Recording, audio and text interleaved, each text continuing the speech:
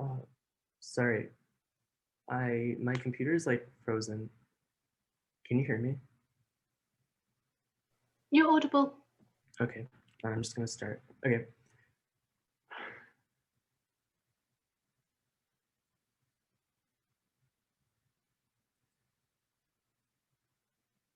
Starting in 3, 2, 1.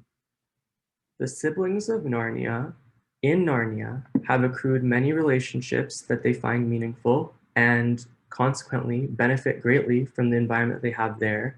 When they return to the real world, they're going to be hit by the shock of a World War II London.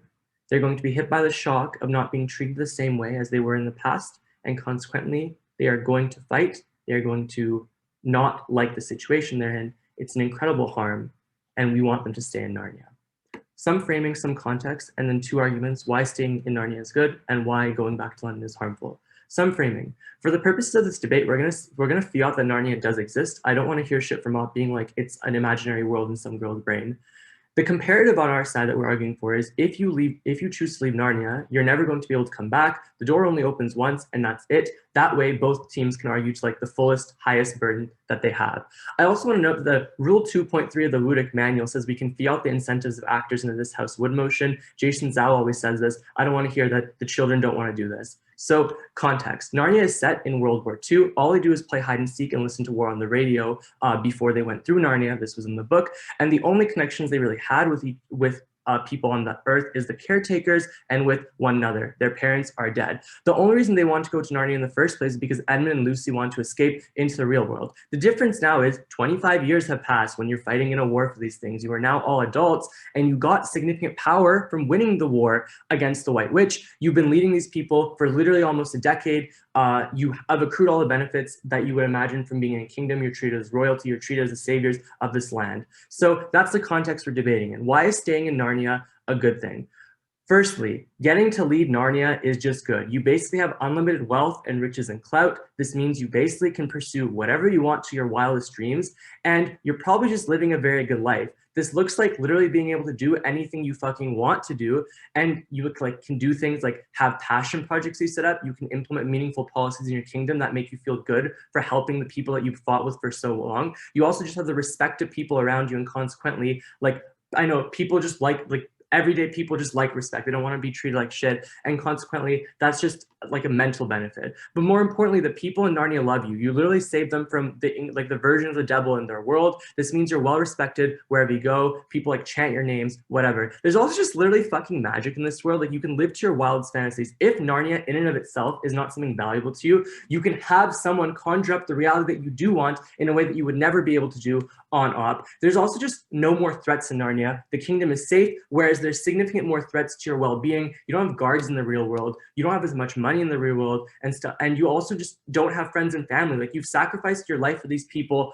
in Narnia, and you have a link of responsibility. So on our side, you accrue many benefits around the people you love. Like think of the sense of camaraderie and the relationships you've grown with these people and how much like just every day, like literally walking through the life of this person and being able to enjoy your time in a basically fantasy land. But the impacts on Op are severe when you leave. Firstly, you're likely to feel guilty and self-hatred for leaving these people. You have a sense of responsibility for these people that you fought alongside for so long and have sacrificed so much of your time and energy, and they have entrusted you their entire kingdom. The sense of responsibility and the love and camaraderie you feel for these people is unimaginable. Now you're leaving them, and it's the pain of splitting off those close ties with those people who have essentially become your strong family. It's likely to lead to a significant emotional harm. They're also probably just likely to detest you for leaving them after you've worked so hard to fight alongside you and put you on the throne. And they've literally shown they have a revealed preference for depending on you, and the entire storyline is the whole thing being dependent on these kids. And now their saviors are just leaving their land,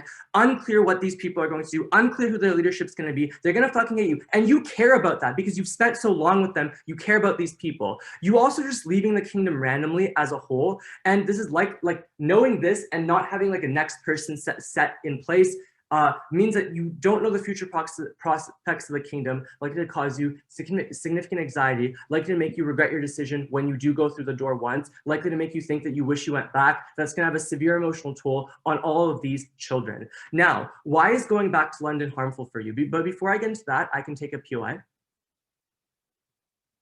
Okay, so going back to London is harmful for you. London as a city is literally a shit show. Just the fact that it's going through World War II with smoke and bombs and serious social and political issues, if you return, just in the absence of, okay, if you return, you're not just adjusted to this landscape. You're not used to you're used to fresh air in Narnia. You're used to not having a significant density of people around you. You're not used to as much noise and shit. Like, gut check. Think of if you lived in your city and were definitely dropped in, and were suddenly dropped into a vastly different landscape. Even if you mentally prepare yourself, which I bet you what the op response is going to be, like, there's no way you can actually feel what it's like to be in that person. Think of the intuition pump of a philosopher telling you like what something feels like versus what you experience it. You're going to be in a vastly different landscape. It's likely to be shocking. But also, this is just the World War II era. This is 1949. Social services are likely shit. And in real life, you're a poor family of 5 kids with no parents. Either you go to social services, which is just an intuitively awful thing compared to being a king, or you go back to being a family member,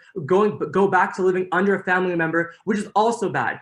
Because for a few reasons. One, you have no connections and no reasons to go back. You don't have strong ties to these people. The strongest ties you have are dependent on your interactions to the people you're in close proximity to. You've had 25 years of interactions with the siblings in the world of Narnia and the citizens of Narnia. You can ask a clarification. Go ahead. Sorry, but you're just basing your case on the lie that the parents are dead. The parents literally die at the end of the series with their kids, and the series begins when the parents send their kids away on a train and ask Peter and Susan to promise to be the replacement parents while they go out to war. Okay, I have really no idea what Muzzy told me on the spec. I don't know shit about Narnia, so Muzzy can respond to that. Second reason why this is really bad for a family member. You're now back into a 15-year-old body as a 40-year-old because magic. This is bad because you don't have autonomy. You can't make decisions. You're bossed and looked down upon by people, and you're truly unlikely to care about them at all. The impacts of this are as follows. First, you just go back to an environment that you're no longer adjusted to. The literal environment and the stressors and the factors that determine how you interact and what your values are and how you go about your day-to-day life vastly change to the point where you have no idea what that was like before. You're also just literally in a body that you don't remember. Like when you go back to the portal, you're a 40-year-old mentally, but you're a 15-year-old as a body. You're not used to the body. You're not used to the way that you're treated. You're just treated every day differently by different people. You have a significant margin of change in terms of how your life was, in terms of its quality, in terms of the respect, in terms of the benefits that you accrued compared to when you go back and end up being a mediocre child. No one wants to give up those riches. Proud to propose. I'd like to thank the speaker for that excellent speech, and I'd like to now hand over to the Leader of Opposition to start the case for opposition. Hear, hear. Am I audible? You are audible. Awesome. Okay. I will start my speech in 3, 2, 1, go. We're going to have 2 arguments here in the debate. First, why it's much more likely that they're going to have any family at all and why it's the most important thing for them in this debate. Secondly, about the quality of life, why it'll be better in the real world, not in Narnia. Before that, 1 point of framing, few points of rebuttal. So first point of framing, it's important to notice that the time still go by if we stay in Narnia, meaning my parents are getting older through time. It's not that I can in any time go back and they are in the same way that they had been before. Now, a few points of rebuttal. First of all, government tells you that they can do whatever they want in this world, and then they tell you, and then everyone shouts their name and they're so proud of them. No explanation why they think that it is good that people are shouting your name all the time. It seems that something it has a lot of responsibility. It's something that through time you don't enjoy it so much and it starts to be a burden on your back. But secondly, it just contradicts each other because we think that when everyone calls your name, this is exactly where you cannot do whatever you want because people are expecting you to behave in some specific way because they always you're playing a role of a leader and not free to do whatever you want, and you actually don't have these options. And I'll have direct clash with that in my argument. Lastly, about the parents are dead in the real world. I don't know anything like PM said in Narnia, but Hadar knows, and she knows the canon, and canon is a real thing in this debate. Hadar said that according to the canon, they are alive, which means it's a fact in this debate. Now, let's move to the first argument about having a family. I'll do it in 2 mechanisms. First, I'll talk about the responsibility to be with their family that is already exists. And secondly, why just family as a whole is something that is very important for them, and there is more likelihood for them to get it in the real world. Let's start with responsibility. Why do we think that they just feel responsible for their parents that they left behind. We think that, first of all, we need to notice that their parents are still in the memories and their thought. It's something that is in their head. They remember it as they remember them and think about them, which is, I think, it's a plausible thing to say. The one thing, it leads to them having really strong responsibility for their parents. 3 reasons. A, just think the parents sacrificed so much for them.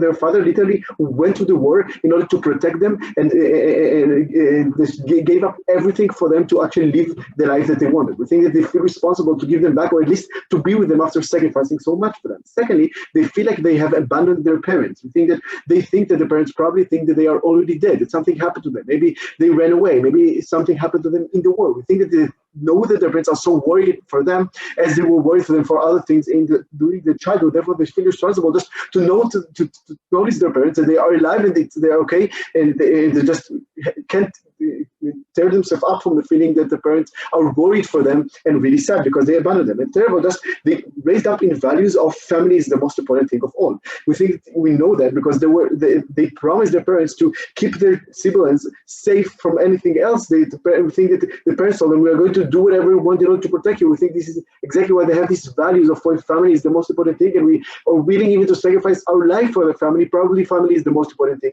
for me to take care about in my side. Why we get why it's the only way for them to feel this family. We think that why it's the only way for them to fulfill the responsibility if they go back. Just they think that their parents are in danger. There is a world war that is happening. We think that they really want to help them and to prevent them from dying or if something happens to them. We think they can physically can help them because they already grew up and they had all these experiences and skills. They became brave and they now have all this power that they gained from the world in Narnia, which they can now bring back. And as they saved Narnia from the White Queen, they can save their parents because now they have the power, they have the abilities which they didn't have before. But secondly, we think it's like they can just prove themselves that they are safe. Just show the parents that they don't need to worry, they don't need to be sad. We are safe, we are here with you, we'll pass these hard times with you. We think that these things is literally fulfilling the responsibility for the parents. We think that it's much, in the comparative, they have much more responsibility for the parents than for people in Narnia because of 5 reasons. We just think the people, the animals in Narnia don't need them anymore. They already have no White Queen and no threats for them, therefore just don't need them to help them. Secondly, we think that they're just much stronger than the parents. They have magic, they have these powers, their parents don't have it, therefore more responsibility to protect them. Third of all, they have each other there. We think that in Narnia they have each other, they can help each other, the parents don't have anyone else to help them. Fourth of all, it just already fulfill the responsibility to Narnia by it taking over the White Queen. Therefore, they already feel that they fulfill the responsibility even if it existed before. Let's stop there. And therefore, we think it's the only way to fulfill the responsibility. Second part is why just important in a utilitarian way for them to have a family. We think that why family is really important for them.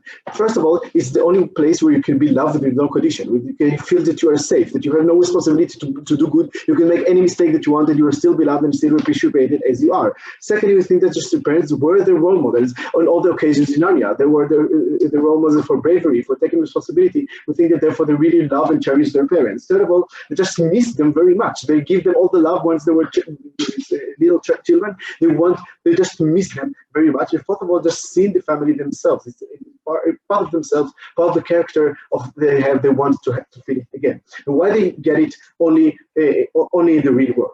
They just can't start a new family in Narnia. There are literally no people for them to have children with. They can't have children with a beaver or with themselves. We think that they're not going to have any family of their own. It's something that they're going to just die and die alone. Secondly, just to think that it will never be the same for them in Narnia, the feeling of family. We think in Narnia, nobody will understand them in the same way that actual people can understand them. They don't eat the same food. They don't have the same hobbies. They don't share the same experiences that they had growing up. We think that therefore we just always be strangers in Narnia. They don't have the family that they can be safe with them. They have and feel that they can do whatever they want near them. Before I continue, PY.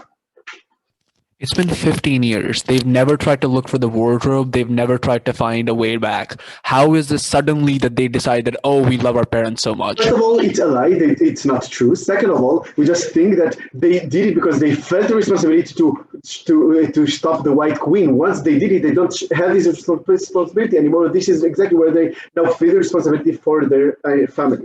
Now, keep on going with why they can get these family feelings over there. And lastly, we just think that they will always there will also be strangers in this land. We think that these animals just think differently. They act differently. We think that they don't understand what individualism means. They're very socialist people. It's animals that only care for each other, sacrifice for each other. It's something that they have this feeling of individualism. Taking care of themselves is something they will never understand. They will be probably judged by that. They are jealous. They are angry. There are things that do not exist in Narnia. They will just not understand them ever. And we think, lastly, they just feel that superior all the time. They grew up believing that humans are better than animals. Even if these animals talk, they still believe they are smarter. They still think they are stronger. They are the leaders in Narnia, which makes them probably believe that it's a proof to what they always believed. Therefore, they all feel that there is no one there that actually understands them as they are, because they are better than anyone else, and no one to share the experiences they actually have.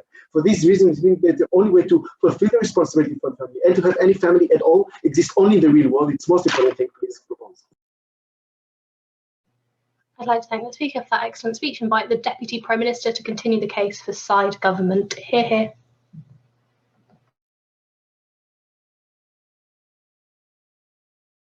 Hi, can you hear me?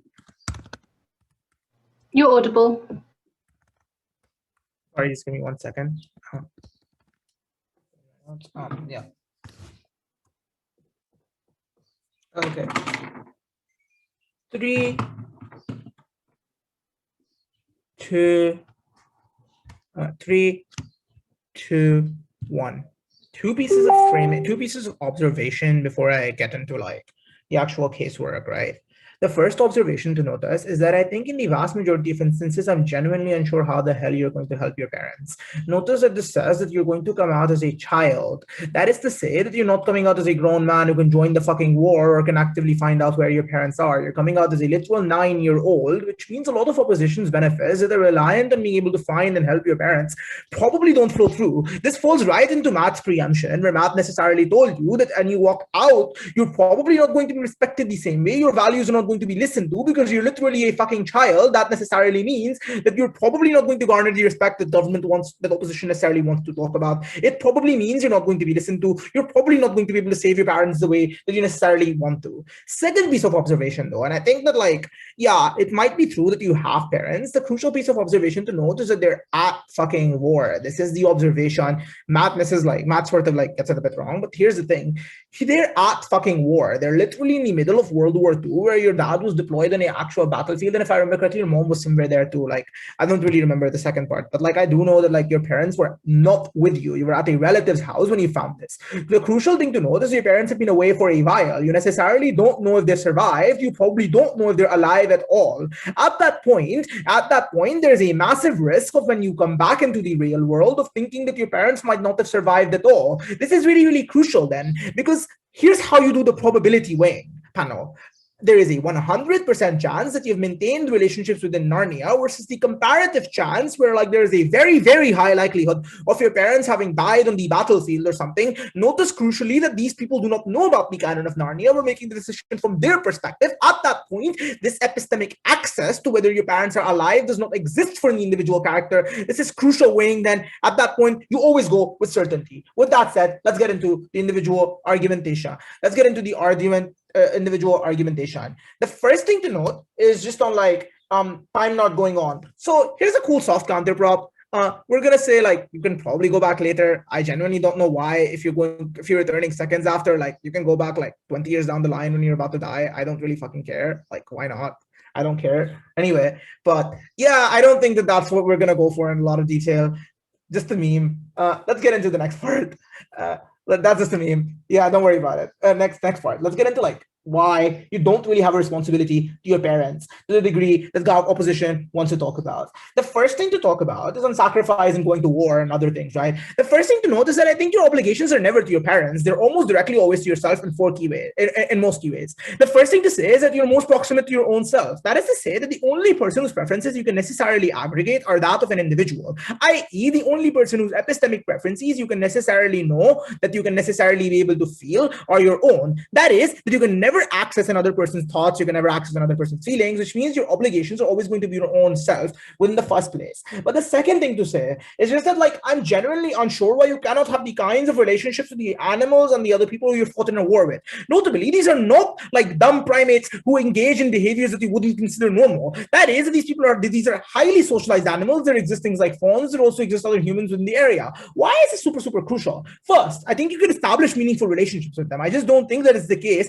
that they're so fundamentally different. You're not going to be able to do this because of in three key ways. First, like, I think you've probably fought with them in a literal war. Second, even if it's true they're somewhat different, you've lived there for like 20, 25 years. It means you've gotten socialized to these habits. That's the point where you're likely to interact in meaningful ways. You're probably likely to form meaningful friendships. Third, though, I'm genuinely unsure why you cannot like consider them family to the same degree that you consider these individuals family. That is to say that I'm just not sure why, at the point where you've literally spent a war with them, where they've probably taken a bullet for you, where they've probably like literally taken blows from you from the White Witch, you've probably like literally helped you survive. That's the point where you probably feel a massive obligation to them that probably goes beyond what you consider to your parents, for the simple reason that you've actively fought with them in a war, for the simple reason that they've actively literally been willing to give up their lives for you. The second thing to say is that I just don't think you're also abandoning your family, right? In two key ways. First, I think like I'm very sure like you want to save your siblings. At the point where we give you massive mechanization of why it's really likely that your siblings are going to have a shitty life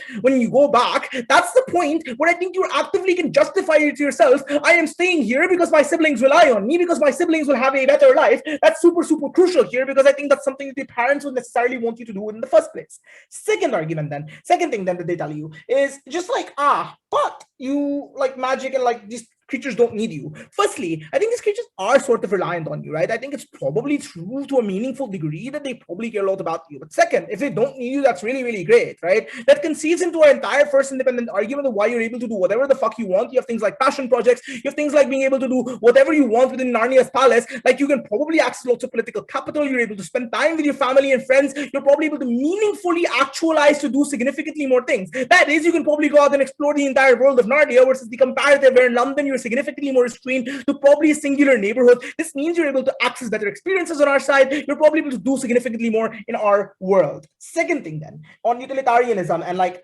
why like you don't, family doesn't matter to the degree that the opposition wants to talk about. But before then, I'm gonna talk about, I'll take up. But they've already paid their debt to Narnia. They have killed the White Queen, and the people in Narnia never fought for the kids, but for themselves to save the kingdom. Their parents fought for them, and they leave them behind. Is that how you view it when like they've probably taken a bullet for you, where they've probably taken a beating for you? Like, I don't think that's the case that they had to do it. I don't think that's the case that works out. Anyway, I'm on utilitarianism and like love with no condition. Look, I just think you can probably have a family in Narnia. You can adopt kids. Like, I just genuinely do not know why you can't have a family. Like, you can probably, there's other humans around. Like, I just don't think that that particularly matters. What then matters in this debate, what happens when you end up going back to the real world? And why is it really, really bad? Firstly, I think you're likely to face significant amounts of trauma. Look, guys, I think it's often the case that you're likely to be in a relatively poor background. You're often, therefore, you're going to be forced to live in literally a city for the entirety of the rest of your life that's quite shittily made, probably doesn't have access to things like social services, probably has quite a relatively bad quality of life. But the even more important thing to notice here is that you're probably going to face significant amounts of emotional trauma. Notably, one, you're likely to feel extremely guilty at leaving all of these people behind. They're people who are really, really close to you. Look, guys, even if it's true that you've paid back your debts, you've probably established meaningful relationships that make you feel really shitty when you go back. But second, I think it's often the case that you're literally in a child's body. That is to say that as a 40-year-old, when you're forced to revert back to an 8-year-old, you probably feel really shitty. You're no longer able to do any of the things you necessarily want to do. People no longer take you seriously. You're no longer able to talk back to people who probably don't even know half as much as you. That means that you're often going to be a social outcast because you can never get along with people of your own age group. But second, you're significantly more likely to be not listened to by adults as well because they think you're being arrogant. It means you're likely to feel significantly more traumatized. You're likely to be significantly more harmed. Very proud to propose. I'd like to thank the Speaker for that excellent speech and invite the Deputy Leader of Opposition to continue the case for side opposition. Hear, hear. Am I audible? You're audible. 3, 2, 1. 2 points in my speech. Firstly, directly clashing with government and explaining why the kids are actively bad for Narnia and it is better for the kingdom if they leave. Please note why it is extremely important, because we got literally zero analysis as to why the kids are going to be even important or helpful for Narnia, aside from, quote, dependency, without ever explaining why. Any analysis on this from WIP is going to be blatant new material that should not be credited, so we're going to win on government metric here. Secondly, I'm going to talk about success and material benefit, and also win this metric because they seem to care so much about us being appreciated as kings or whatever. Before that, a lot of rebuttal and pointing out a lot of material that was not engaged with about our obligation to families. Firstly, their parents might be dead. Several things. A, in the canon, they are alive, and the kids know they are alive. Note, yes, you cannot know what have happened since you left Narnia, but what they do know, according to the info line, is that only seconds left. The likelihood of their parents dying in a matter of seconds is not extremely high. Secondly, the fact that most people didn't die in World War II. Yes, it was a deadly war, but they are more likely to live than to not live.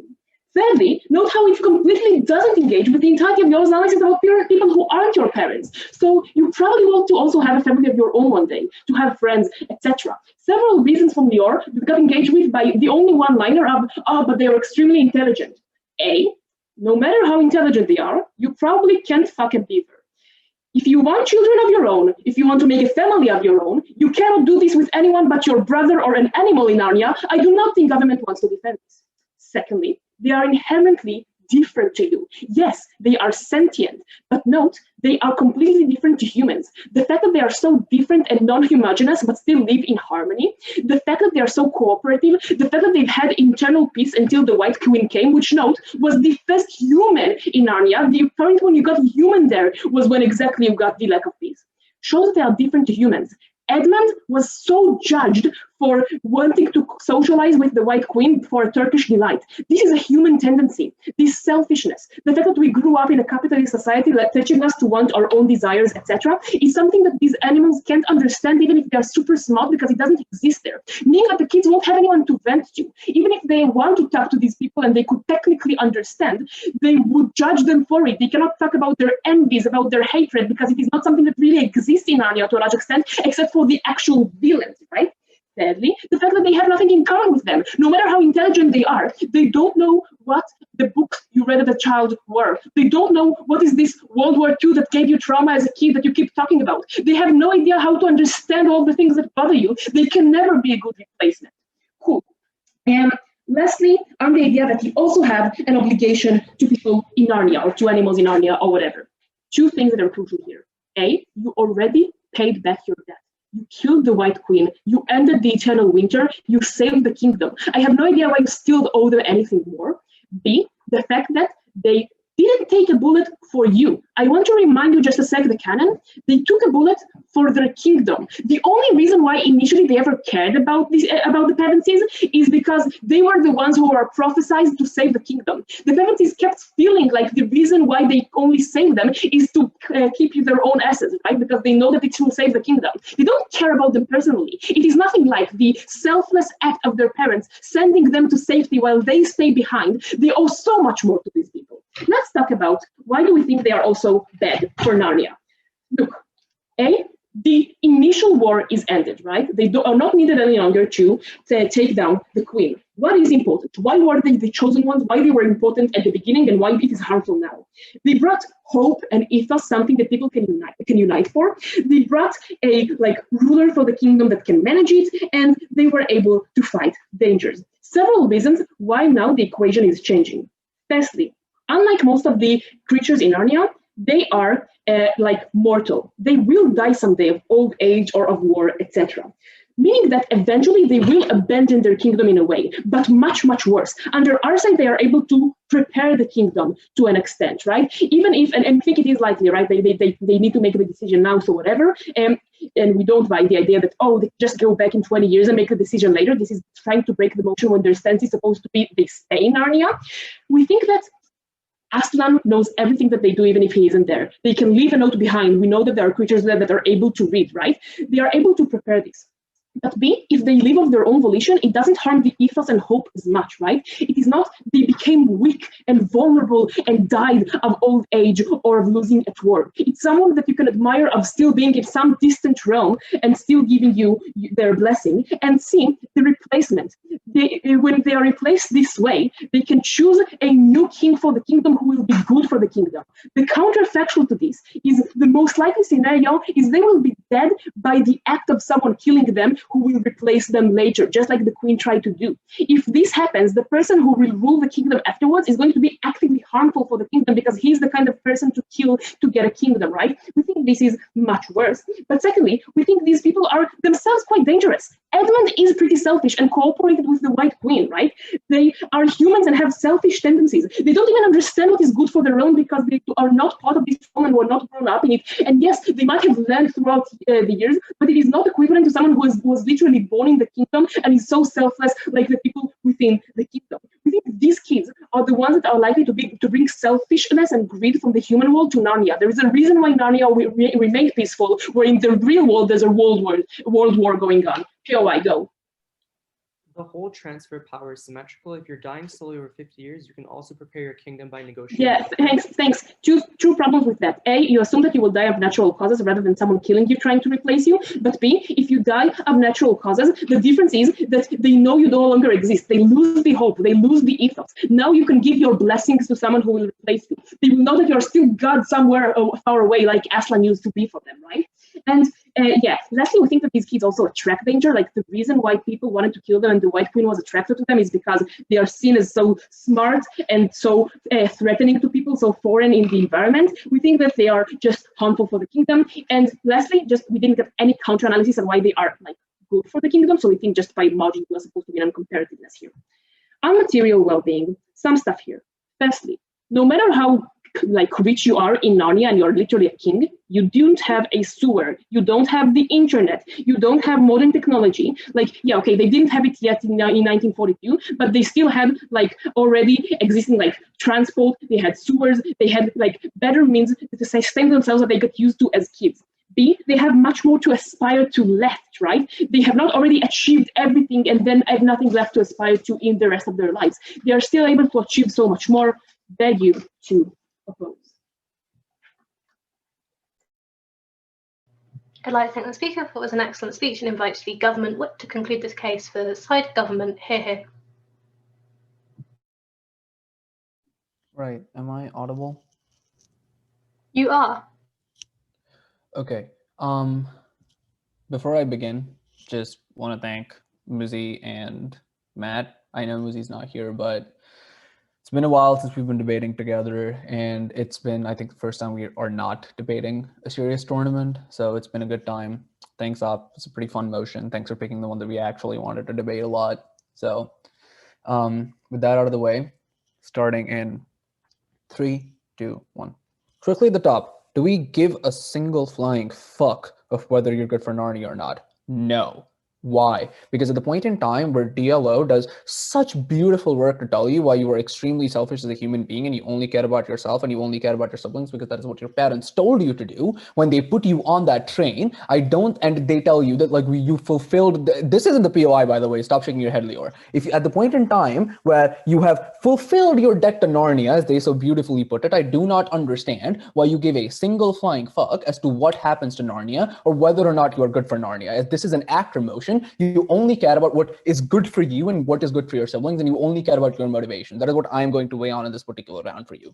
Second thing they tell you is you can prepare someone to transfer the power. Here's the thing. 2 things that Matt tells you here. 1, if you're going to die, you're probably going to die 50 to 60 years down the line. You can probably still prepare a replacement before you leave. But second, at the point in time, if you buy Lior's analysis, the top of his hello, where he tells you you are probably tired of like having to act like a royal. You probably want to like live a more freer life. You want to like interact with your family, etc. You want to be free of the royal burdens. I think you can still prepare someone to be your replacement. You can hand off the reins of power and go off to a faraway place in Narnia to still live the life. Why is this extremely important? Because realize for the last 15 to 20 years, when you have literally been living in Narnia, this has been your life, this has been your entire adulthood, this is where you made friends, this is the only thing that you probably remember because of the trauma of the war at this point in time. I think it is probably better that you stay in this particular situation. This is extremely, extremely important. Why? Because at the point in time where they tell you that the only obligation you have is towards your family, I think you ought to take what is the certain choice. Here, I'm going to weigh against the possibility of having your parents. Couple of things here. One is at the point in time where you don't know whether your parents are alive or not. Here's the thing though. They don't know, even when they left, whether their parents were alive or not. The only reason that they kept listening to that goddamn friggin' radio was to see if they find any news or any reason to believe that they were still alive. They did not find that. Just because you have read all the books and you know that their parents were alive does not equate to the fact that the kids know that the parents are alive. Thing number one. Thing number two, at that point in time, what happens is they probably think that there is a good chance that even before they left, their parents were dead. At that point in time, I think there is 100% certainty that they can provide a good life and a life that they know with their friends and the people that they now consider family in Narnia, versus a small possibility that through some miracle, their parents might be alive, something that they are not sure about. Third thing under this is, even if their parents are alive, here's the thing. Lior tells you that the reason they haven't gone back in the 15 years in response to my POI is, oh, because they had a responsibility to fight the White Witch. Go back to the info slide. Don't believe any spec either I or Op tell you. Info slide tells you it has been 15 years since the war has ended. If you have not looked for the wardrobe in the last 15 friggin' years, I think at that point in time, it is pretty fair to say that you have not given a single care about what is happening to your parents in the real world. There is no analysis that they have given you at this point in time. If Whip comes up and tells you, credit that as new material, because you know what, they did the same thing to me. That's only fair. At that point in time, I don't think parents certainly matter. I think the only family that you care about is your siblings. Why is this going to be extremely important? Why are your siblings going to live a better life in Narnia? Couple of things on this. One, why Narnia is better. One, this is the life that you have lived as adults. When you were on Earth, Edmund hated Peter. Lucy was extremely jealous of Susan. There was strife amongst the siblings. At this point in time, you relate London and your older life with the strife that existed between your siblings, the uncertainty of the real world, etc. You are also probably very, very aware of what is going on. You're probably still scared of what is going on. You don't want to go back to being a scared child. In Narnia, you have the power. Why? Because even if you're not the king and the queen, because I'm fine to bite the bullet that Op tells you that they don't want to be king and queens anymore, or that they're bad for Narnia and they decide to like give the throne off to someone else. I think you're still adults. You have the agency to be able to make all the decisions that you want to make. Two, you're probably still super friggin' rich. Three, even if the people did just like you because you were the prophesized heroes, I think you still get a frick ton of respect for that. Like, I think Harry was a shitty person, but the wizarding world still loved him. Like, he was a friggin' child, but people still worshipped him because he defeated Voldemort. I think at the point in time where these people chose to fight in a war, I think that still probably translates to some form of respect. I think this probably means that you're probably going to have a good, respected life in Narnia that you're probably going to be able to imagine that is probably going to be good for you. What is harmful when you go back to London? A couple of things here. One, the world is shitty as hell. This is World War II. You know that this is incredibly bad, that London is extremely polluted. There is an incredibly large population of people in a very close quarters. It is a very bad life. But two, you're going back to the exact worry and your siblings were trying to escape. I think this is going to be extremely traumatic. Third, Heugten tells you that, oh, no one in Narnia is ever going to understand what the World War II you're talking about is. Here's the thing. You are a 40-year-old now in the body of a 15-year-old, and you're probably going to want to talk about Narnia. Why? Because this is the past 15 to 20 years of your life. No one on Earth is going to understand Narnia either. I think at the point in time where you probably don't really remember the first 6 to 7 years of your life, because that's how children work. I think at that point in time, you probably remember more of your life in Narnia than outside of Narnia. So I think if you're going to bite their harm, the harm is probably worse on our side of the house. But before I move on into the weighing of why London is worse, what's up? Like most wars, as you probably know, the World War II is going to end. Your parents not dying isn't a miracle. It's literally the likely scenario. Most people survived World War II. Do you know that as a scared child whose parents have been missing for God knows how long? Do you know that? I think it's pretty easy to think of this in the rational perspective of our bedrooms, but I think it is pretty hard to do this when you are a child whose parents are in war and have been missing in action. That was the first thing. The second thing, it has been 15 years. You've never tried to look for it. Please compete with that analysis. Also, you can't actually respond to that because that came out of a POI that was not responded. Whip can't really come up for this. Now, why is London going to be worse? You're going to be a child who no one listens to. Why? Because you're a 40-year-old king who is used to leading people. This is extremely crucial. You are used to having your own way. You are used to people listening to you. They don't listen to you in the real world because you are a child. This is extremely bad because you're probably going to be a social outcast because no one can relate to you. Second, you're probably never going to be able to access mental health resources because probably one, they don't exist. But even if they do, what are you going to do? Go tell a therapist if you were living in a fictional world called Narnia, they're probably going to throw you in a mental ward, which you probably don't want. Is going to be extremely, extremely bad. Now, the only piece of offense that they have left, Narnia is different. You can't fuck animals. Couple of things on this. One, why do they want a family? They never tell you that they want a family except asserting this. I don't understand why. Second, Narnia is magic. You don't have to fuck an animal to have a child. Just use magic to create a child. I don't understand why you can't do this. Third thing they say, oh, there's no technology. Again, you have magic. I don't see why you can't create whatever you want. You can fly. I don't know. Do that. Fourth, the people of Narnia will never understand. This is the same argumentation that conservatives use to say immigrants will never assimilate. You have lived in Narnia for the last 20 years of your life. I think it's pretty stupid to say that you've been leading these people and leading them well without understanding what they want and without them ever relating to you. I think that's an incredibly bullshit argument. Very, very proud to propose. Sorry. I'd like to thank the speaker for that excellent speech and invite the opposition whip to conclude the case for side opposition and indeed the debate as a whole. Hear, hear.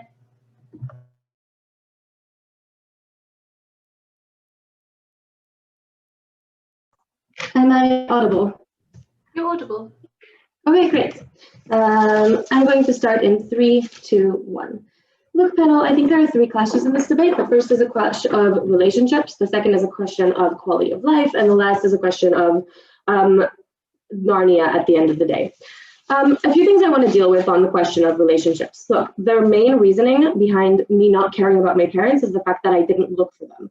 I want to point out 2 things. A, they did look for the wardrobe, it's canon. We're allowed to use this expert knowledge because this is a debate about expert knowledge. But second of all, they assert that they didn't look for it, right? Notice the info side says they now found it, not that they now looked for it, which means we think it's likely that they did look for it and just didn't find it until now because of our analysis on why they care about family. So on that assertion, they definitely cannot skip this debate. But second of all, they are super unnuanced about the way they understand our analysis on selfishness, right? Being selfish and caring about yourself means you're human. That is just like a human thing that all of us experience. That doesn't make us some monsters. What it does mean is that the people in Narnia who aren't human and have a foundation of collective community can't understand these things and therefore don't understand it and criticize it harshly when people feel it. But moreover, even if I'm selfish, that doesn't mean I don't care about my family, right? I can very selfishly prioritize my family and my parents over other things. Let's go further into these relationships, right? Because we think it's true that you probably have some form of relationship on either side. I'm not saying there's no sacrifice at all. But here's why we think that there are more meaningful relationships that we're losing out on our side, right? First of all, there's an inherent power imbalance between the relationships I have in Narnia and the relationships I'm going to have out of Narnia because people view me as the chosen ones, as in king and queens, and are never going to relate to me in a way that is genuine. That is the first thing that is part of their analysis on why people view me in a certain way. Second of all, there's just like the difference of shared experience. Now, it's true that on both sides there may be a difference of shared experience, but notice that one of those is the experience of being my species, and the other one is experience of things happening to me. The experience of being my species is something whose relative importance never changes in my conception of my identity, as opposed to the experiences I have and gather with other people. It means that I can grow closer and bridge that gap with people from my species who I have experiences with. I can never bridge that gap of never understanding the drive to eat meat, the drive to be selfish, being just jealous, being all of these things which these other species just cannot understand and therefore don't understand my existence. But lastly, there's just a mutual exclusivity on their side that isn't on our side. On our side, yes, we're losing out on friendships and relationships that we've already have already come to fruition and we can think about and remember fondly. All I remember from my parents is them leaving me and probably not knowing where I am now and probably missing me, and I never got to have that closure with them. So we just think on all of these counts, we prefer to say goodbye to our friends here and go and make the better friends on the other side. And the last thing we have to deal on relationships is they say we assert that we're going to want a family and children. First of all, we don't assert. Half of Lior's speech is analyzing why we care about family and explaining why we view ourselves as our parents and we want to be like them and we want to perpetuate this feeling. And also we want to be able to give to our children the sense that we have a closeness with our siblings. So there's that, right? So we don't assert, we explain. And second, we explain why you just can't have that in Narnia and why it's super important. So even if we think you can have friendships and meaningful relationships on both sides, only on our our side, can you also have the sense of family and the people and sense of legacy of keeping something that is yours and moving it on? For all of these reasons, we think that the relationships you're going to have on our side are more meaningful, have more closure, have more of a shared experience, and are more balanced, which means you're likely to be happier with them. Before I continue to quality of life, sure, I'll take you. Even if we buy every single word that comes out of your mouth, can you tell me why it's going to outweigh being a 40-year-old in the child of a body of a 50-year-old, yes, sure. living through all that trauma? I'm getting to it, okay?